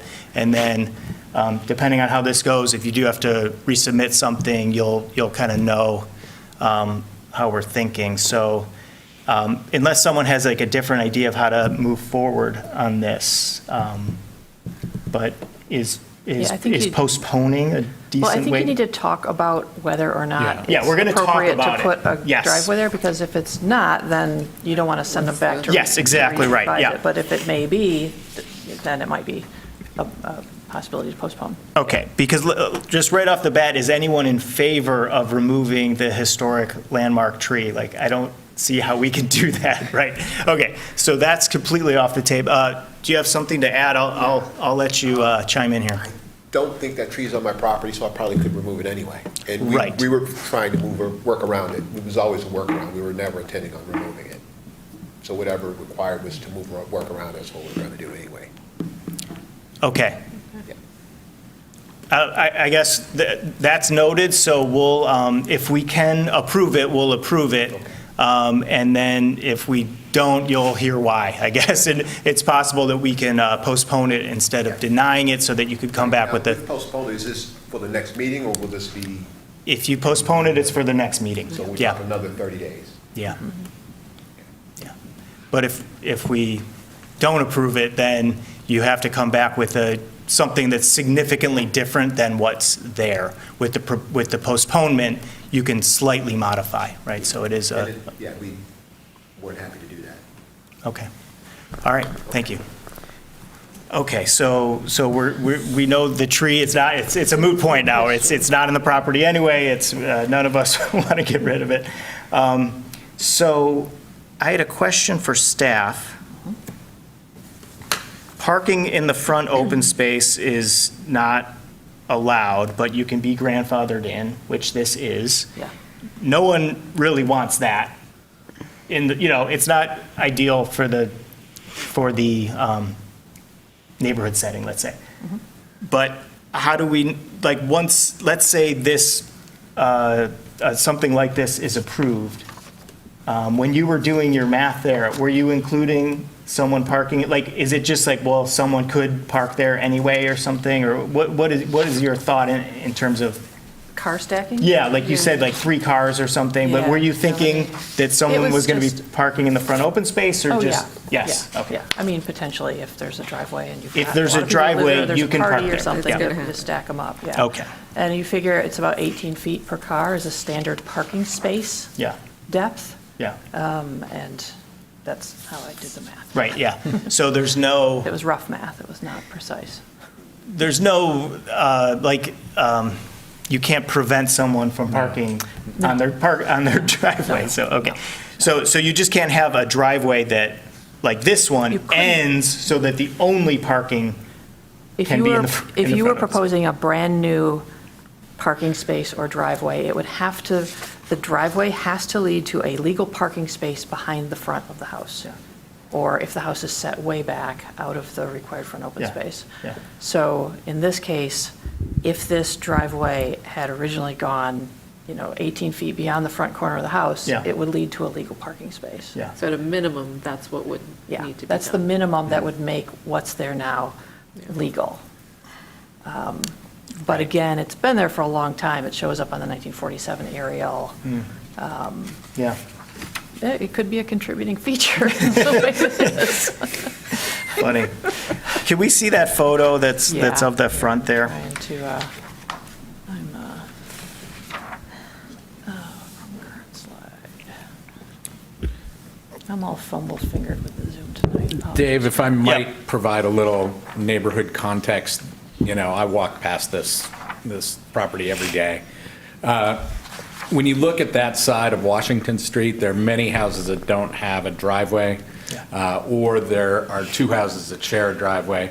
As you go further east on Washington, the house next door also has a similar grade issue, and the driveway doesn't extend back super far. Right. But everything else, the driveway goes to the back of the house on all those other properties. I think as I look at this, and West Washington has plenty of parking. It's a resident permit street, so anybody that lives there, renter, owner, doesn't matter, gets the permit. I think it's $20 a year, and you can park either side of the street for as long as you want. So, I think as I look at kind of car storage issues, like, we've got plenty of car storage space. If we're talking about compromising, historic landscapes and structures for additional car storage, I generally kind of push back on that, especially if there are ways around that. A two-car garage seems what everybody else in this neighborhood has, whether they're, multifamily units or single-family units. And then, just extending it, as Jill noted in her staff report, I think is just a lot. Yeah. Thank you for that. Yeah, that helps. On the devil's advocate side of that, I'm looking at this and I'm, whether, it's not really on a guideline, but when I'm looking at any of the proposals we look at, I sort of ask myself a question, that is, does permitting something that we're being asked to permit unnecessarily foist modernity into the context of an historical district that we're in charge of protecting? And in this case, my concern is not permitting a change does that in the form of putting a shiny metal box right in the front yard of this house. We can't stop that from happening. But if we did make at least enough room for one parking space on level ground past the corner of the house, and I guess we can't design this, but if that driveway were narrow enough that driving around other people's cars is not desirable to the people that do it, the hope would be that the usage of that driveway, which they already have, could be done in a way that people who are walking up the street don't see a modern shiny car sitting in the front yard. And I could view that as a positive. I think that a 10-foot 6 wide driveway seems structured to enable multiple cars to drive around each other, and that is when I start to hear Jill's concerns ring louder in my head.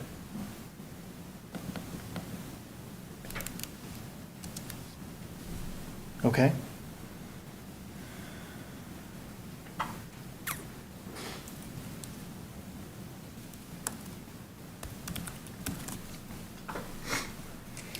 Other comments?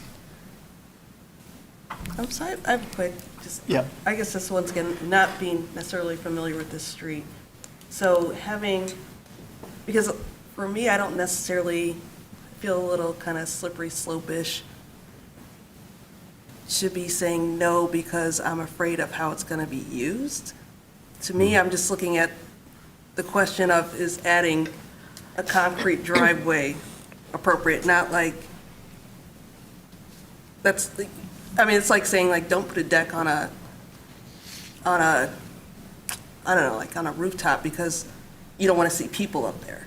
To me, I'm looking at it like, okay, looking at adding the element to the historic property, and is that appropriate or not? So I guess, not being familiar with this street, my question is strictly just, is adding concrete, widening what's there now and extending it back, is that something that's inappropriate or not? Not necessarily how it's going to be used. And like, Okay. yeah. So that's what I'm. It sounds like Commissioner Smith was saying that several of the homes have a driveway that goes all the way back to a garage, and then several of them don't. Right, so I think it's the next, I'm just looking at the street view now. Yeah. The next house doesn't have a driveway at all, and then the two houses to the west share a driveway. They have a common driveway, and then I think they each have a garage.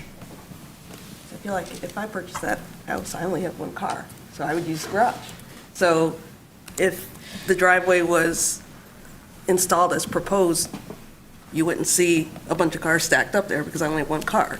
So to me, just thinking about it in terms of preventing cars stacking up is not necessarily, in my mind, in our purview per se. It's just Yeah. adding the concrete. I could see And how that- do you feel about adding the concrete? I guess since it's, there's already a curb cut and there are already driveways on that street or in that block, I don't feel like it's something that's inappropriate. But that's, Even if there was just one spot on the 1947 aerial? okay, I guess just to back up, so in terms of past precedent, has this commission previously allowed for, like where there's no kind of drive, like how often do we approve new concrete or new driveways where there aren't driveways or where there's just like a wee little driveway? Is it something that we typically are just like, no? I don't think so. Well, but- each is different. I can think of one or two that have not been approved, but those are the only asks in 18 years that I Okay. can think of. There have been people that have asked for like private roads between houses, and that's not gone anywhere. But that's different, you know. So you're saying typically this is not approved? It's not asked. I wouldn't say that because there hasn't been. There's an ask not in enough so long. examples to Right, show a right, trend. Very right, good. Right. Right. Okay. I mean, we don't have enough alleys with garages, you know? I think if you go to most other cities that are the age of Ann Arbor, you have a pretty established alley network in lots of residential neighborhoods with access from the back, you know, but we just, for whatever reason, never I know, do that. if I may, in Detroit, because that's where I'm from, I do a lot of my work down there, they're abandoning alleys. When I grew up, there were alleys with access to garages, and now they've abandoned them. And you basically, they've just gone feral, you know, with grasses growing and weeds and everything growing. So I did have a question, because there was something you said that I did not know, so I want some clarification on that. So along that street, there are residential permits, I can get a permit Yep. to park. Yep. So every time that I've been at the property, there's been no parking on the street. I mean, meaning I could not park. So my it's, vehicle on the it's street.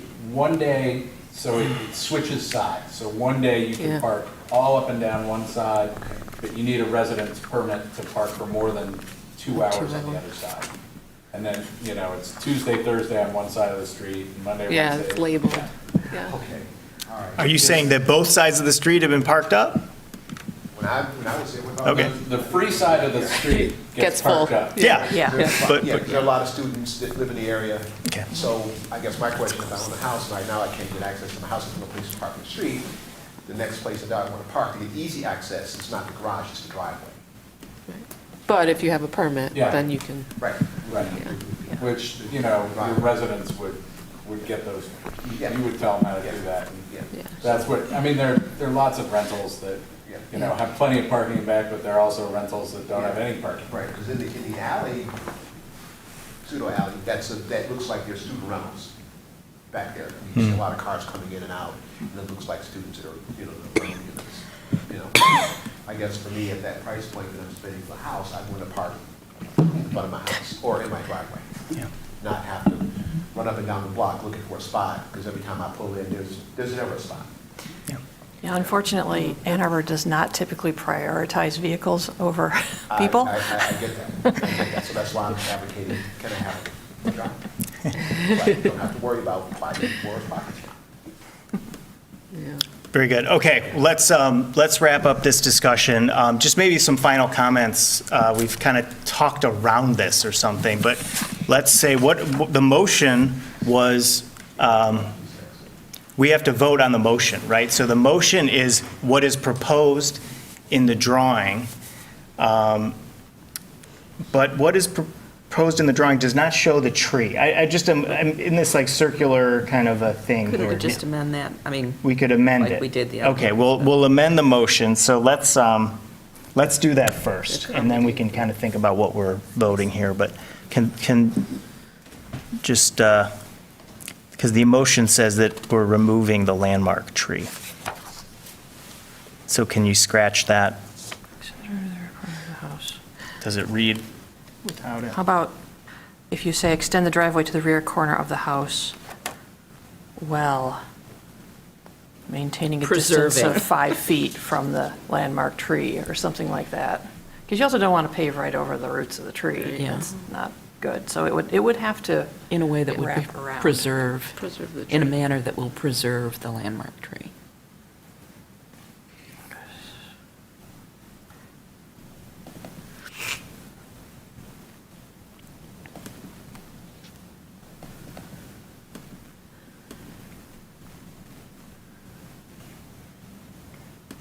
Okay. Are you amenable to that? Steve, you made the motion? Yes. Okay. And Kathy, you, yeah.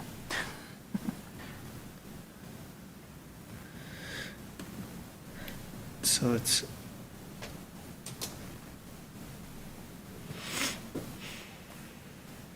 not labeled how close the edge of the driveway is to the house. It's labeled that there's a 3-foot setback to the property line, but we're not really sure where the property line is, maybe. If we go back to that, that photo, there's a fence there, but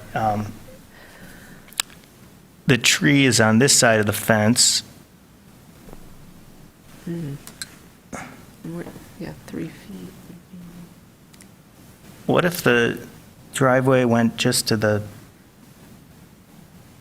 I mean, to me, it looks like the driveway is aiming right at the tree. Was anyone who was, when you were out there, what did it look like? Yeah. The review committee,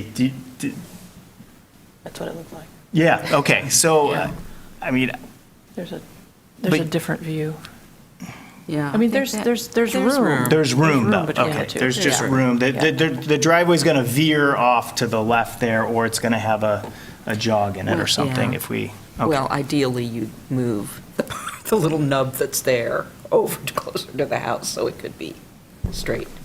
Oh, But yeah, that's what looks the drive off. entrance. When you look up from the existing Yeah. little nub Well, of the it driveway. can just jog over It's or aiming right at the Yeah. tree, but you can, You can redirect that. yeah, you have to redirect it. Very good, okay. There's room. Well, I agree. It would be nice to know how close to the house, the foundation wall, the driveway.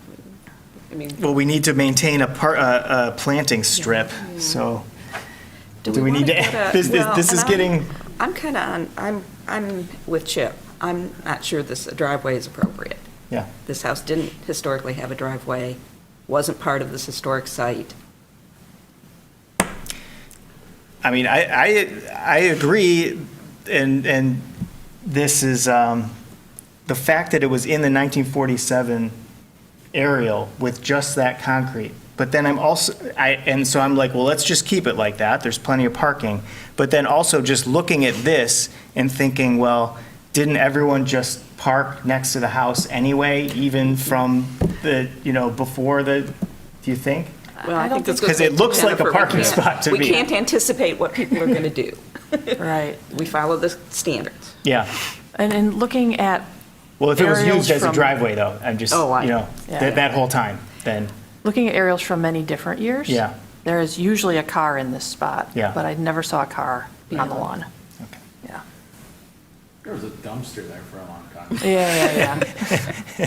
Okay, That was not historic. yeah, I would have trouble approving that deep of a driveway on this site.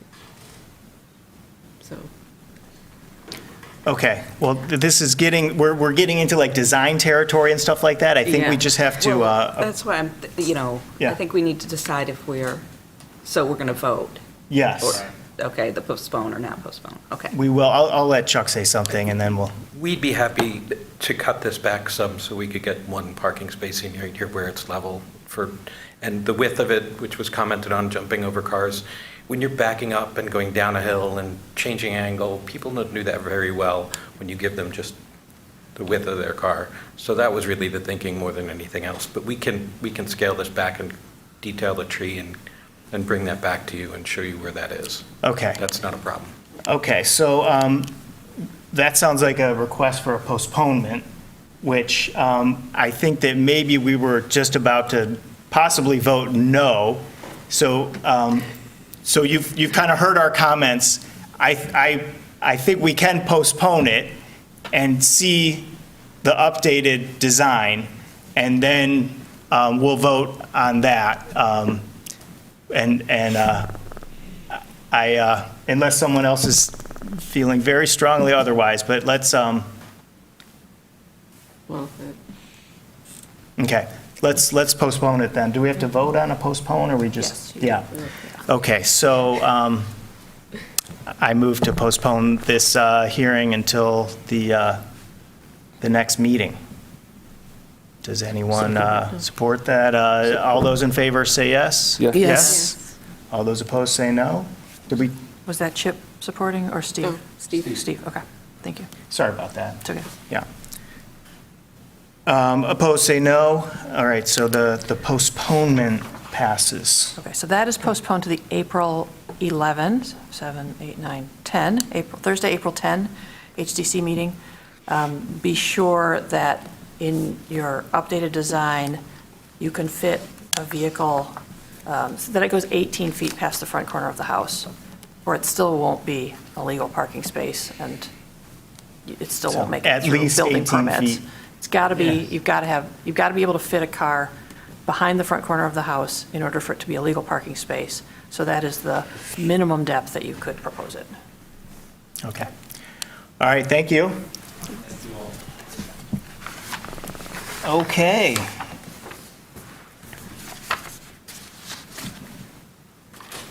Cars are just. Very good. So that was the last hearing. Are you going to come back in April? When's your due date? Public, as a member of the public. As a member of the public, you're going to come in for the Yeah. public hearing? Okay. Yeah. You can zoom in.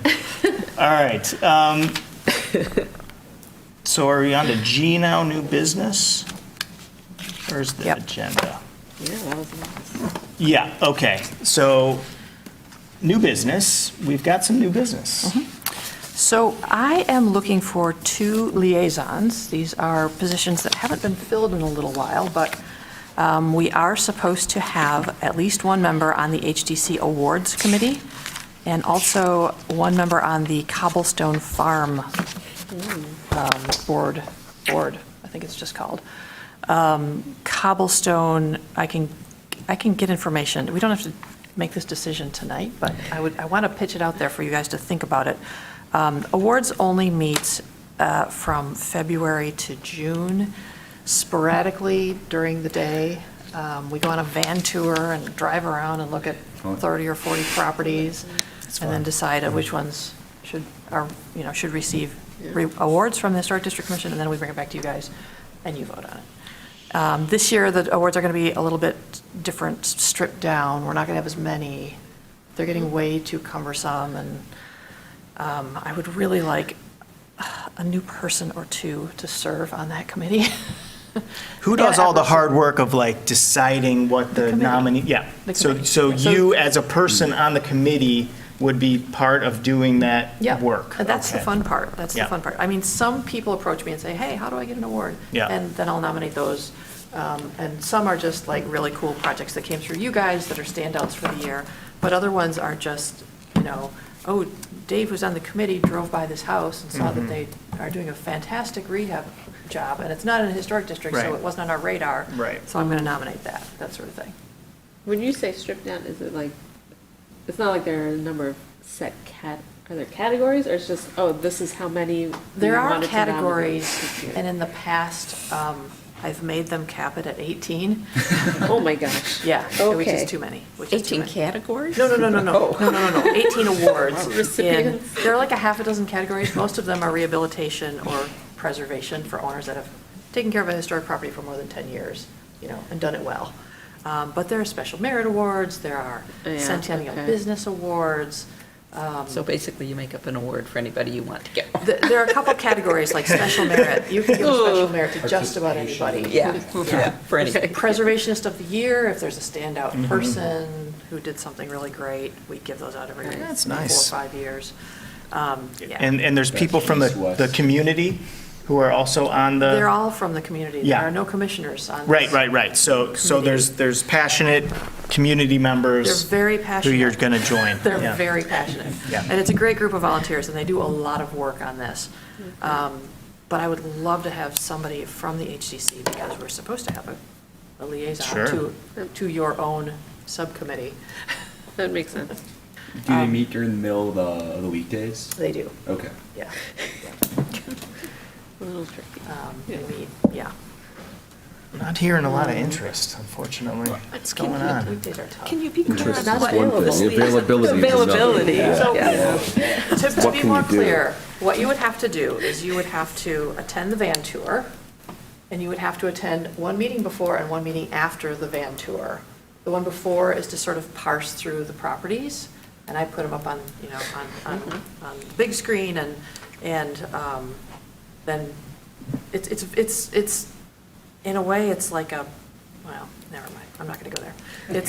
You have to evaluate the properties. Right. And only work that could be approved by the HDC gets you an award. Interesting, okay. So Yeah, so it has even to though meet you the did a standards. really cool rehab, if it's not something that would have been approvable by the HDC, That's not this award. that's not this award.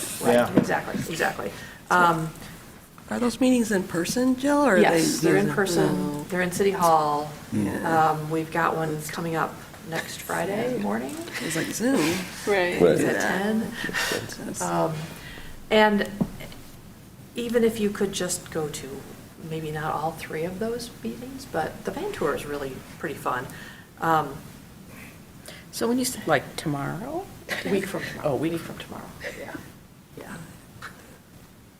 And you wouldn't be under any obligation to continue to do this for the rest of your HDC career. You could just, this could be a one-off. You could be our liaison this year. Well, I can do it, you Okay, know. you can attend that meeting? days and, yeah. Okay. I'll give up cobblestone. Okay. They kinda ghosted me. Great. Okay, so, now, thank you for that. Thank you, Commissioner I will- Fortner. I'll send you the meeting Much invitation. appreciated. Send invite. And then the next one is Cobblestone Farm. Had you been going to it? Well, I was for quite a Okay. while, and then I stopped getting, I would get the agenda and the Okay. meeting thing, and then it stopped, and I could never remember, except when I drove by the Right. farm. But, hey, I haven't got anything from that. Something Yeah. should be happening. So it's been months and months. Okay. Cobblestone meets once a month, Yes. and they have a Probably. set meeting schedule. And it's been virtually, Okay, yes, it's still virtual. Ellen Oh, Ramsberg really? told me that. yeah, Is it in the evenings? yes. It's in the evenings. And since our liaison just retired to become the awards liaison, the Cobblestone Board is interesting. They are in charge of all of the renovations on the farm, activities on the farm. Yeah. They had a lot of plans a few years ago. It is a historic district, so any construction projects have to come through, you guys. They were doing some new windows, weren't they? They Yeah, have done the they windows. have They're done- Commissioner beautiful. Quijano served as a liaison member. Yeah. If memory Pre-Zoom. serves. Yeah, and I Yeah. have to say that the board is running, it just, in the short time I've been at, Oh, yeah, they're okay. much They're on more top of things. businesslike, and they're getting, well, that's- they want to get grant money. Yeah. And Yeah. you can't Yeah. be Yeah, all over the place. Yeah, well, that's good. yeah. Progress. Ben, you look interested. Sure, I'll do it. Yeah. Okay. Great. Oh, thank you. That's excellent. I will send you information on when they meet. Yeah, absolutely. And put you in touch with people there, in case you have any questions. Sounds good. Thank you. Well, thank you both for that. Much appreciated that you'll be doing that. Okay, I don't see any other new business, so we'll go to approval of the minutes. February minutes. I guess we must have, yeah. Did we approve, must have approved January? Yeah. I don't remember. Okay. Has anyone taken a look at the February minutes? I didn't catch anything. Okay. Anyone else comments? Okay. Well, without any corrections being heard, let's approve them as submitted. Reports from commissioners. Any reports? We will be shortly hearing reports from our 2 liaisons now, which that'll be fun. So let's move on to assignments. We've got the Monday, April 8th Review Committee. It's a 5 PM meeting. It's a 5 PM review for the April 11th meeting. So Monday, April 8th at 5. I should share with you that I will not be at that meeting, the review committee, because I'll be in Ohio watching a total solar eclipse. Oh, is that when that That's the is? eclipse day. Yeah. We're in Ohio. I'm going to Sandusky. Sandusky? Yeah, Nice. yeah. So you're Totality. going I'm to- going to totality. Yeah. We're going to Columbus. That's the Monday or that's the That's the Thursday? Monday. Okay. It's at about, I think it's about 3 o'clock in the afternoon in Ohio. Yes. It's totality. Yeah. You'll be there. I'll be out of town, but not during that. Not doing that. The rest of my family will be doing that. Oh, that's cool. So I don't really have a sense of. So we're going to skip whether it? it's going to be a huge review committee or not. Well, somebody will go to my Okay. place, some Very other good. city staff. But the world isn't. I mean, if we moved it to the Tuesday, I'd be happy to do it. You can do Tuesday as well. If, Yeah, I'll go. let We've me got see if I could do that. 2 volunteers for Tuesday. Okay, let me take a look. That doesn't work. I can do the Monday, I can't do the Tuesday. Okay, okay. That is It's 5 PM, April 9. Tuesdays I'm in Detroit. but not Mondays. Yeah, Tuesdays and Wednesdays I'm in Detroit. It's possible that I would have a 12-year-old with me, but I could do that, unless we have 2 people that are available on Monday. I'd rather leave it at Monday because that's our published calendar and all that. I can go Monday. Steve? Commissioner and Ross as well. Jennifer, okay, okay. So I will let you know who will replace me as city staff to meet you out there. Again, I'm not expecting a huge agenda, so I don't think there'll be 6 things on it like there were on this one. But I said that out loud, so I probably just did. Yeah. So I'm starting my 5 PM still. Yeah, good. Once 12 o'clock comes, I'm out. Yeah, we appreciate you and your 5 PM, so. Thank you, Jennifer yeah. and Steve. All right. Want to move to retreat planning? Yeah. So I had a couple of commissioners who said that they couldn't actually do the April 27th date after all. So then I circled back around, sent you guys out another poll. Chip, Steve, and Dave all said they're fine with any of the 3 April dates, and then I didn't hear from the others. So I'm sorry to make you go through this painful exercise again of letting me know whether you have a conflict on April 30, 20, or 27 in the morning from 9 to noon. Ben, you had a conflict or two? Yeah, I can't do the weekend of April 27th. Okay, okay, so this is no Ben. I'm sorry, what was the first? 13th, 20th, 13, 27th. okay. It kind of came out as 30. Oh, I can't do the 20th. You can't do the 20th, okay. No Kathy. How's the 13th looking? That's the best one for me. Okay, I can do that. I can do that too. okay. Yeah. 13's looking good, okay. So we're going to move it from April 27 to April 13. I also need to let you know that I'm having a really hard time finding an appropriate speaker. Lots of people like to talk about loving or hating historic districts. Not many people get the nuances of that, you know, and can talk about housing and affordability and effects on districts and districts' effects on other factors. And I'm still looking, though. But it's possible that we might not have a formal speaker, which we don't usually have anyway, but I'm just really trying to find one. Yeah.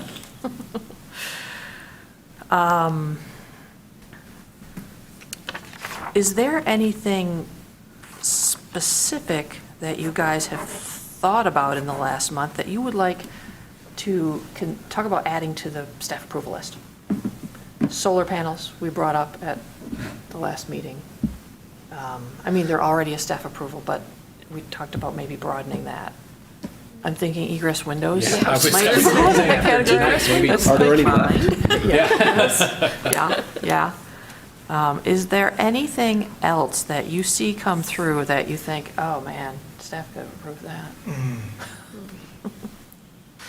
I know it's not usually until you get a bunch of applications that it gets on your radar, but just be thinking about that. I think I'll put on the agenda a review of the staff approval list so that everybody understands what's Yeah. on it now, for the sake of our new folks, and then we can talk about adding additional. Okay. Jill, did we add signs? Yes, we Okay, did do that's signs. right. Signs are staff approvable, Okay, as long as they're not getting any bigger and they meet the design guidelines. okay. Awesome. or if I'm uncomfortable with them. Those I said to you. Okay. The Jill clause. Okay.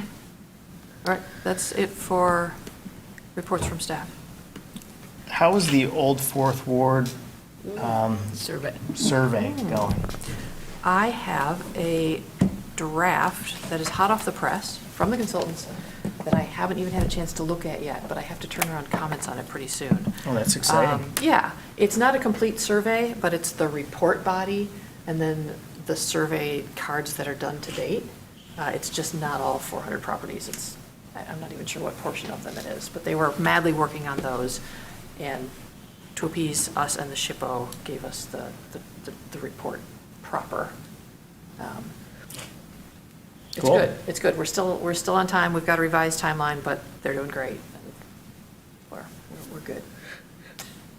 Can we see a little bit of that maybe at the review? I mean, Yeah, why don't I bring it to the would be retreat? Yeah. kind of cool to see, Yeah. just spend some time, like what actually does that look like? And Yeah, is there Yes. anything in the report that would affect what we're doing? Yeah, right. Yeah, it will be used a lot more for your decision-making. Yeah. Because you'll have new information. This is a reconnaissance level, but they're still providing more information than you have now on a lot of these properties, which is 0. And it will categorize properties as contributing or non-contributing. And that, of course, is up to you to have the final word on, but that'll be very useful. When people call up or look it up themselves, they don't have to explain, well, when they did the survey in 1982, they never addressed your house. So you'll have to go to the commission and ask them whether you think, blah, blah, blah. So it'll be good. And I will bring that report to the retreat and put it on the agenda. And we won't spend a lot of time on it, but I'm glad that you're interested.